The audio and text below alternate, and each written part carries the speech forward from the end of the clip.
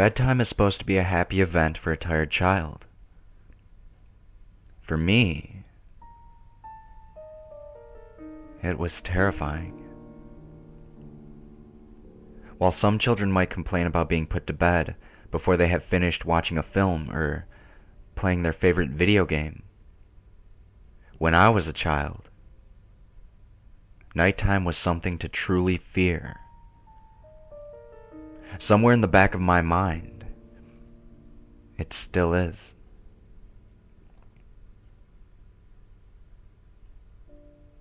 As someone who is trained in the sciences, I cannot prove that what happened to me was objectively real. But I can swear that what I experienced was genuine horror. A fear which in my life, I'm glad to say, has never been equaled. I will relate it to you all now as best I can. Make of it what you will, but I'll be glad to just get it off my chest.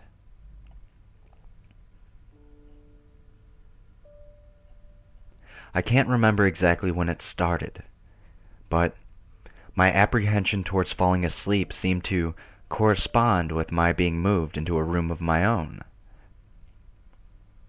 I was 8 years old at the time, and until then I had shared a room, quite happily, with my older brother.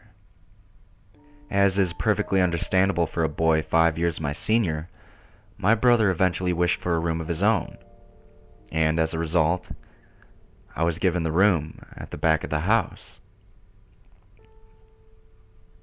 It was small, narrow, yet oddly elongated, large enough for a bed and a couple of chests of drawers, but not much else. I couldn't really complain because, even at that age, I understood that we did not have a large house, and I had no real cause to be disappointed, as my family was both loving and caring. It was a happy childhood during the day.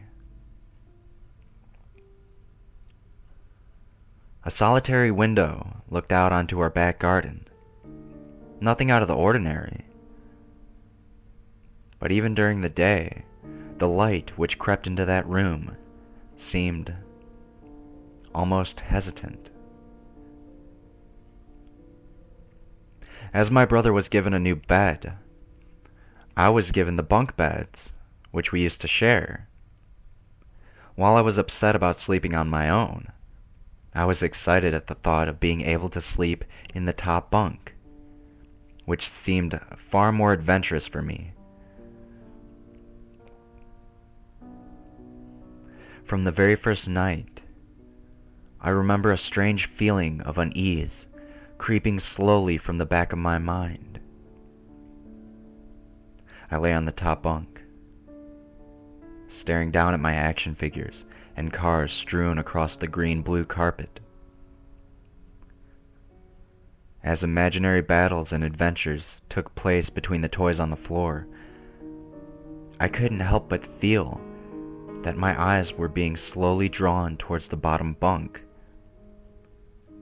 as if something was moving in the corner of my eye.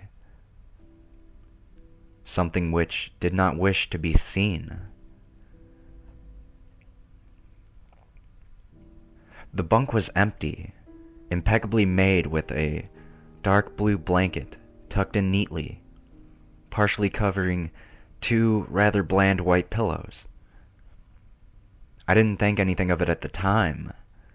I was a child. And the noise slipping under my door from my parents' television bathed me in a warm sense of safety and well-being.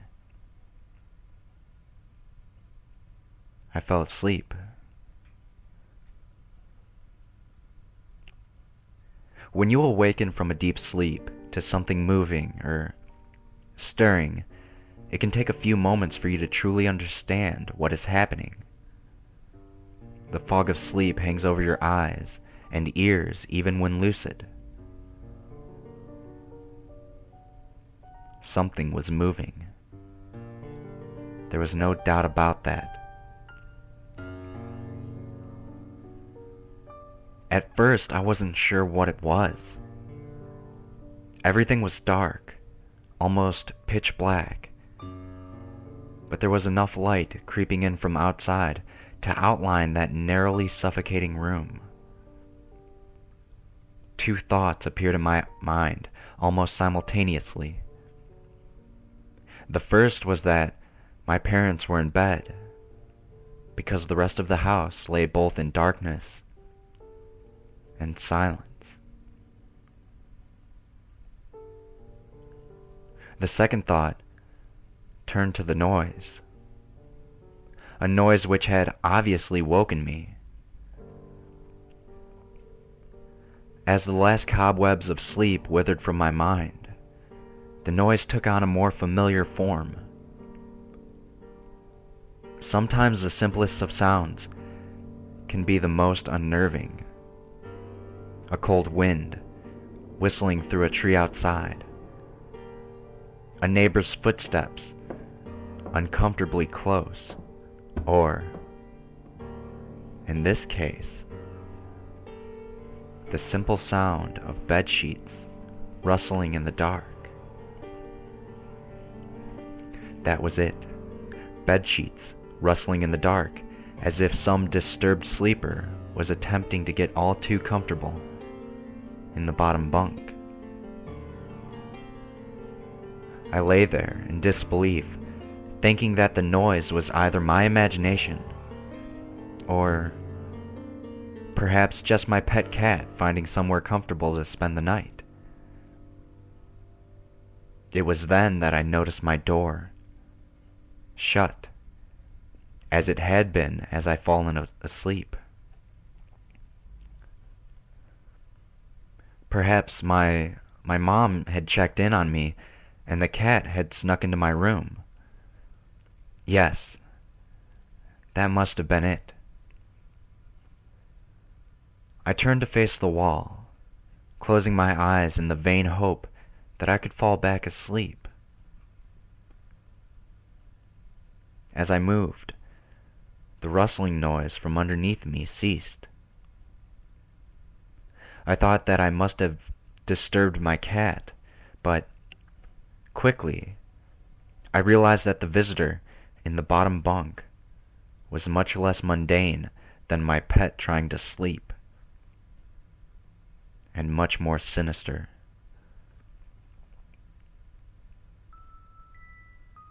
As if alerted to and disgruntled by my presence, the disturbed sleeper began to toss and turn violently, like a child having a tantrum in their bed. I could hear the sheets twist and turn with increasing ferocity.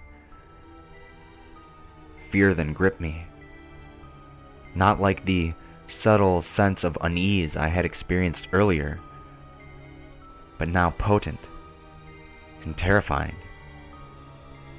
My heart raced as my eyes panicked, scanning the almost impenetrable darkness.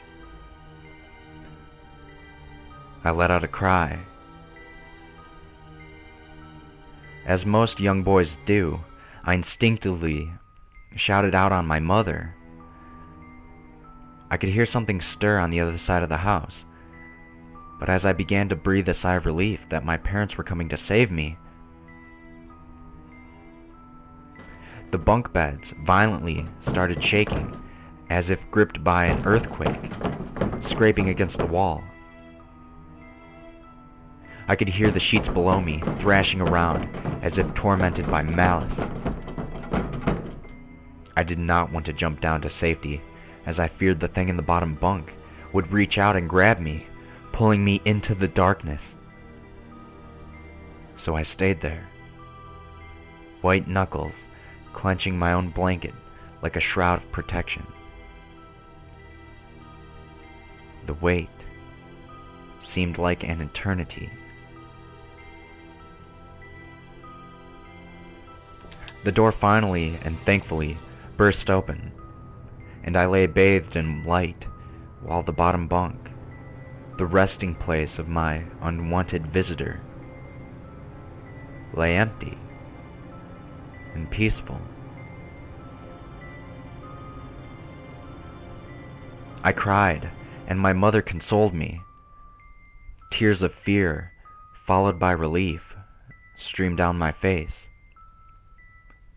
Yet, through all of the horror and relief, I did not tell her why I was so upset. I cannot explain it, but it was as though whatever had been in that bunk would return if I even so much as spoke of it, or uttered a single syllable of its existence. Whether that was the truth, I do not know. But as a child, I felt as if that unseen menace remained close, listening.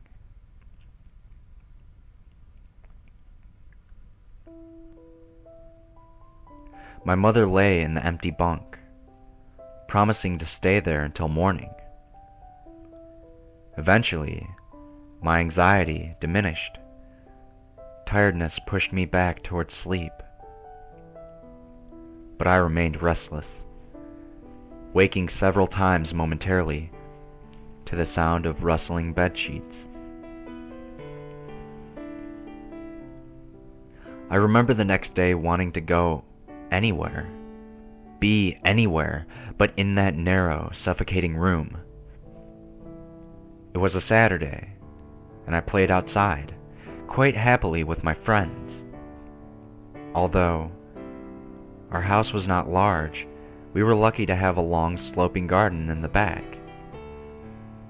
We played there often, as much of it was overgrown, and we could hide in the bushes, climb in the huge sycamore tree which towered above all else, and easily imagine ourselves in the throes of a grand adventure, in some untamed exotic land.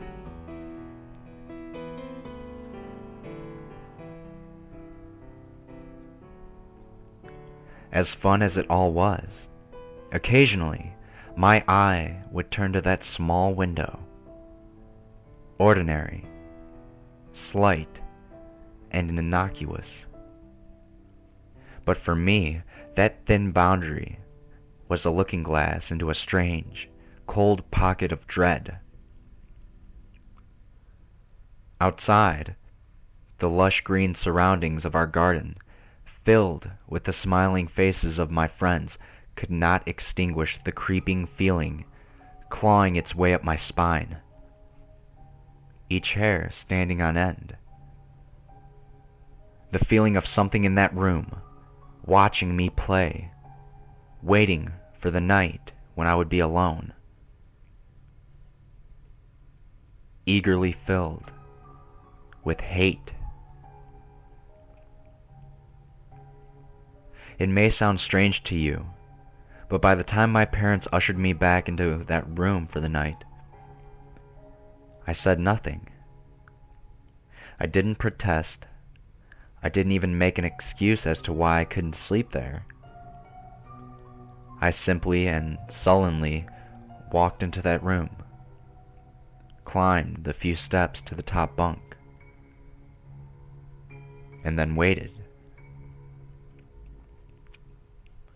As an adult, I would be telling everyone about my experience.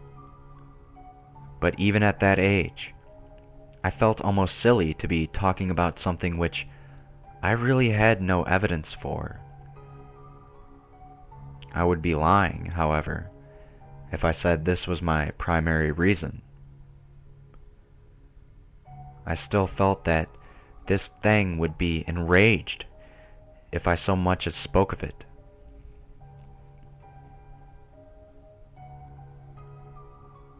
It's funny how certain words can remain hidden from your mind, no matter how blatant or obvious they are.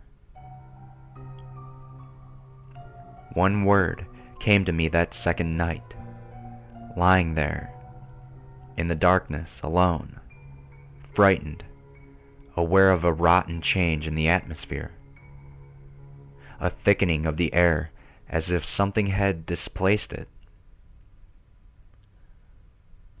As I heard the first casual twists of the bedsheets below,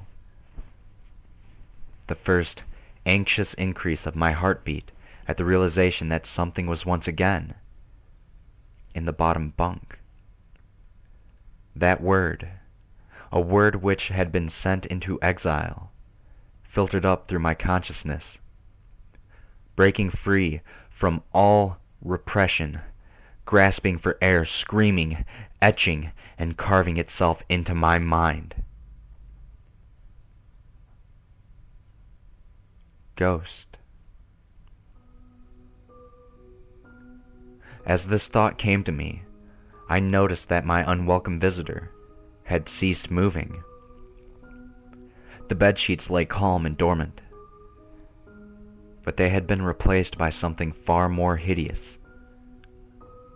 A slow, rhythmic, rasping breath heaved and escaped from the thing below. I could imagine its chest rising and falling with each sorted, wheezing, and garbled breath. I shuddered and hoped beyond all hope that it would leave without occurrence. The house lay as it had the previous night, in a thick blanket of darkness. Silence prevailed, all but for the perverted breath of my, as yet, unseen bunkmate. I lay there terrified. I just wanted this thing to go, to leave me alone. What did it want?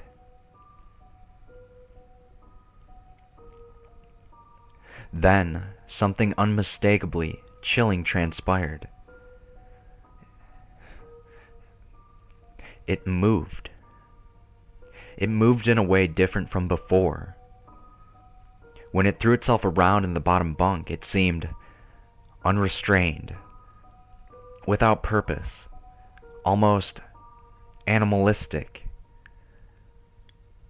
This movement, however, was driven by awareness, with purpose, with a goal in mind. For that thing lying there in the darkness, that thing which seemed intent on terrorizing a young boy, calmly and nonchalantly sat up. Its labored breathing had become louder now, only as a mattress and a few flimsy wooden slats separated my body from the unearthly breath below. I lay there, my eyes filled with tears. A fear which mere words cannot relate to you or anyone else coursed through my veins. I would not have believed that this fear could have been heightened, but I was so wrong. I imagined what this thing would look like, sitting there, listening from below my mattress, hoping to catch the slightest hint that I was awake. Imagination then turned to an unnerving reality. It began to touch the wooden slats which my mattress sat on. It seemed to caress them carefully, running what I imagined to be fingers and hands across the surface of the wood. Then, with great force, it prodded angrily between the slats, into the mattress, even through the padding. It felt as though someone had viciously stuck their fingers into my side.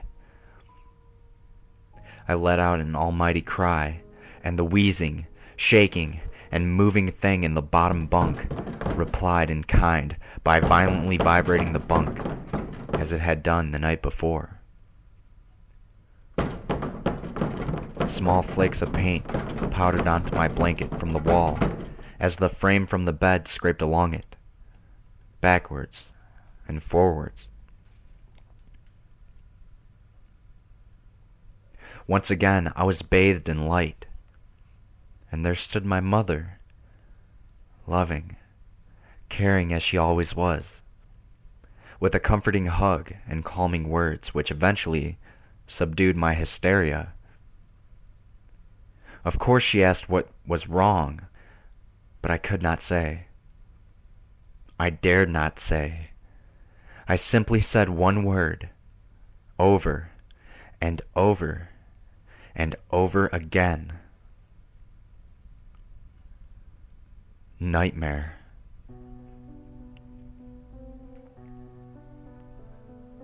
This pattern of events continued for weeks, if not months. Night after night, I would awaken to the sound of rustling sheets.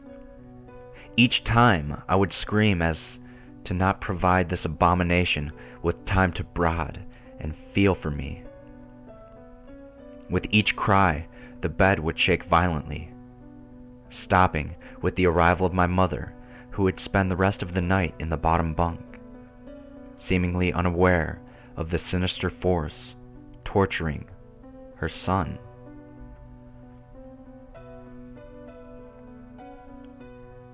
Along the way, I managed to feign illness a few times and come up with other less than truthful reasons for sleeping in my parents' bed. But more often than not, I would be alone for the first few hours of each night in that place. The room where the light from the outside did not sit right. Alone. With that thing. With time, you can become desensitized to almost anything, no matter how horrific. I had come to realize that, for whatever reason, this thing could not harm me when my mother was present. I am sure the same would have been said for my father, but as loving as he was, waking him from sleep was almost impossible. After a few months, I had grown accustomed to my nightly visitor. Do not mistake this for some unearthly friendship. I detested the thing. I still feared it greatly, as I could almost sense its desires, its personality, if you could call it that. One filled with a perverted and twisted hatred, yet longing for me. Or perhaps all things. My greatest fears were realized in the winter. The days grew short, and the longer nights merely provided this wretch with more opportunities. It was a difficult time for my family. My grandmother, a wonderfully kind and gentle woman, had deteriorated greatly since the death of my grandfather. My mother was trying her best to keep her in the community as long as possible. However, dementia is a cruel and degenerative illness, robbing a person of their memories, one day at a time. Soon, she recognized none of us, and it became clear that she would need to be moved from her house to a nursing home. Before she could be moved, my grandmother had a particularly difficult few nights, and my mother decided that she would stay with her. As much as I loved my grandmother and felt nothing but anguish at her illness, to this day I feel guilty that my first thoughts were not of her, but of what my nightly visitor may do should it become aware of my mother's absence. Her presence being the one thing which I was sure was protecting me from the full horror of this thing's reach. I rushed home from school that day, and immediately wrenched the bed sheets and mattress from the lower bunk, removing all of the slats and placing an old desk, a chest of drawers, and some chairs which we kept in a cupboard where the bottom bunk used to be. I told my father I was making an office, which he found adorable, but I would be damned if I'd give that thing a place to sleep for one more night. As darkness approached, I lay there knowing my mother was not in the house. I did not know what to do. My only impulse was to sneak into her jewelry box and take a small family crucifix, which I had seen there before. While my family were not very religious, at that age, I still believed in God and hoped that somehow this would protect me. Although fearful and anxious, while gripping the crucifix under my pillow tightly in one hand, sleep eventually came. And as I drifted off to dream, I hoped that I would awaken in the morning without incidents. Unfortunately, that night was the most terrifying of all.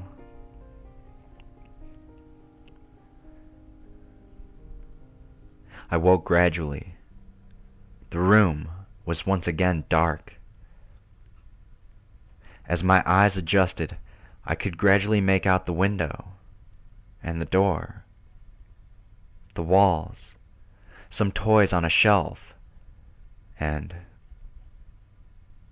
even to this day I shudder to think of it. For there was no noise, no rustling of sheets, no movement at all. The room felt lifeless, yet not empty. The nightly visitor, that unwelcome, wheezing, hate-filled thing which had terrorized me night after night, was not in the bottom bunk. It was in my bed. I opened my mouth to scream, but nothing came out. Utter terror had shaken the very sound from my voice. I lay motionless. If I could not scream, I did not want to let it know I was awake.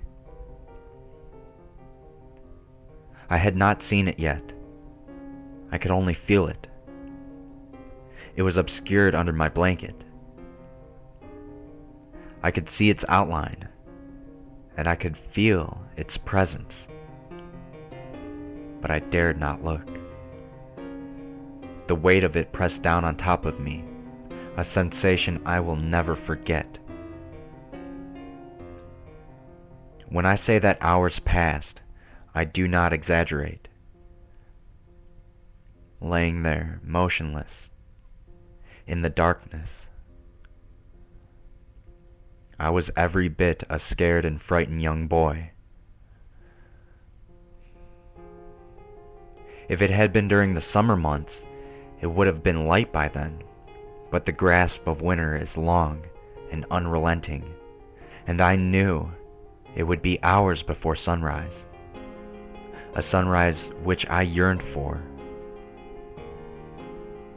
I was a timid child by nature, but I reached a breaking point, a moment where I could no longer wait, where I could survive under this intimately deviant abomination no longer. Fear can sometimes wear you out, make you threadbare, a shell of nerves, leaving only the slightest trace of you behind. I had to get out of that bed. Then I remembered. The crucifix. My hand still lay beneath the pillow, but it was empty. I slowly moved my wrist around to find it, minimizing as best I could the sound and vibrations caused, but it could not be found. I had either knocked it off the top bunk or it had, I could not even bear to think of it, been taken from my hand. Without the crucifix, I lost any sense of hope. Even at such a young age, you can be acutely aware of what death is, and intensely frightened of it. I knew I was going to die in that bed if I lay there, dormant, passive, doing nothing. I had to leave that room behind, but how? Should I leap from the bed and hope that I make it to the door? What if it's faster than me? Or should I slowly slip out of that top bunk, hoping to not disturb my uncanny bedfellow? Realizing that it had not stirred when I moved, trying to find the crucifix, I began to have the strangest thoughts. What if it was asleep? It hadn't so much as breathed since I had woken up. Perhaps it was resting, believing that it had finally got me, that I was finally in its grasp. Or perhaps it was toying with me. After all, it had been doing just that for countless nights.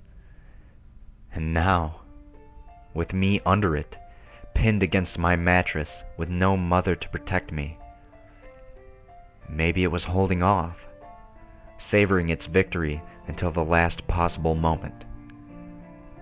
Like a wild animal, savoring its prey. I tried to breathe as shallowly as possible, and mustering every ounce of courage I could, I reached over slowly with my right hand and began to peel the blanket off of me. What I found under those covers almost stopped my heart. I did not see it, but as my hand moved the blanket, it brushed against something smooth and cold, something which felt unmistakably like a gaunt hand. I held my breath in terror, as I was sure it must now have known that I was awake.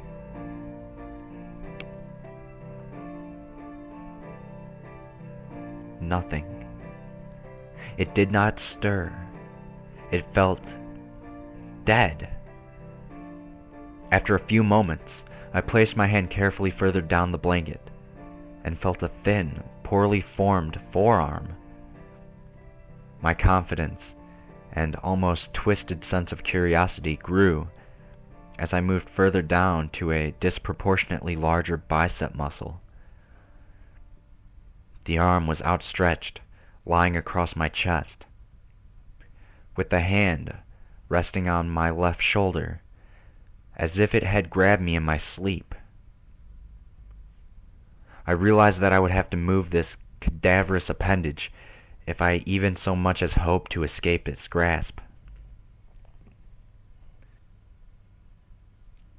For some reason, the feeling of torn, ragged clothing on the shoulder of this nighttime invader stopped me in my tracks. Fear once again swelled in my stomach and in my chest as I recoiled my hand in disgust at the touch of straggled, oily hair.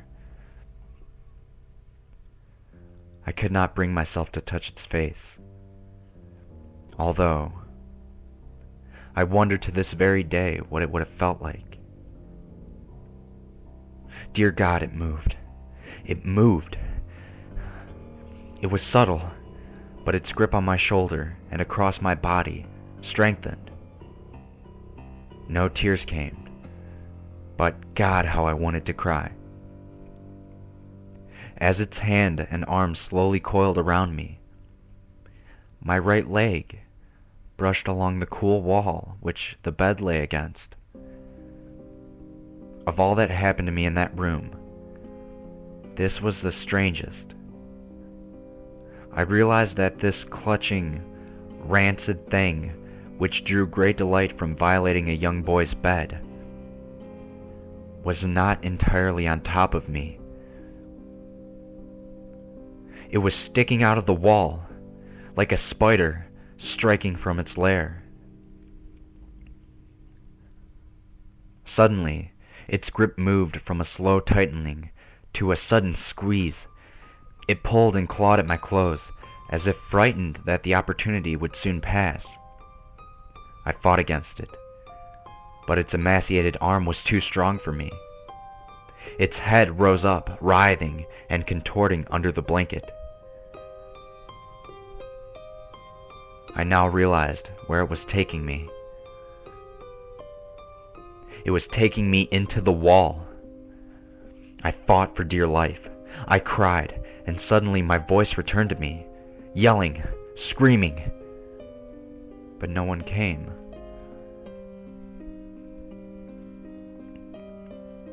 Then I realized why it was so eager to suddenly strike. Why this thing had to have me now. Through my window. That window which seemed to represent so much malice from outside. Streaked hope. The first rays of sunshine. I struggled further, knowing that if I could just hold on, it would soon be gone.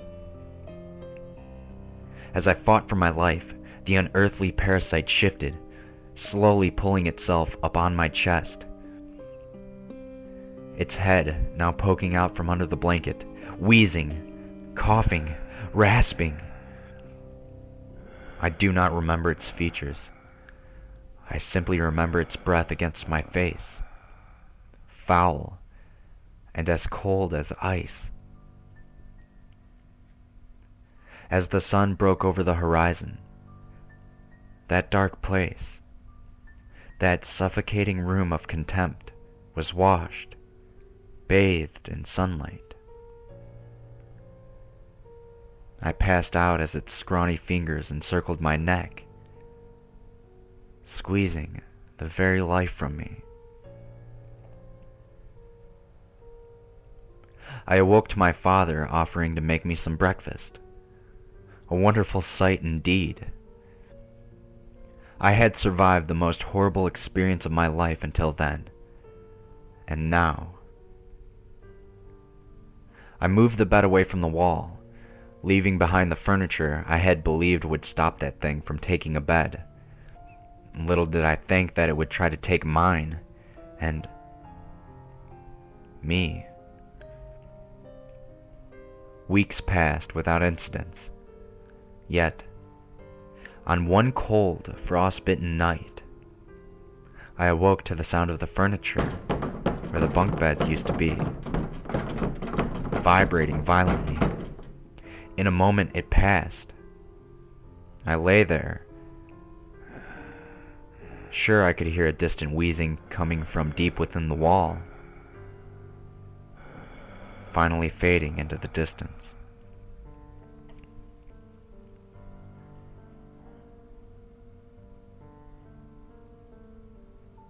I have never told anyone this story before. To this day, I still break out in a cold sweat at the sounds of bedsheets rustling in the night, or a wheeze brought on by a common cold. And I certainly never sleep with my bed against the wall. Call it superstition if you will, but as I said, I cannot discount conventional explanations such as sleep paralysis, hallucination, or that of an overactive imagination. But what I can say is this.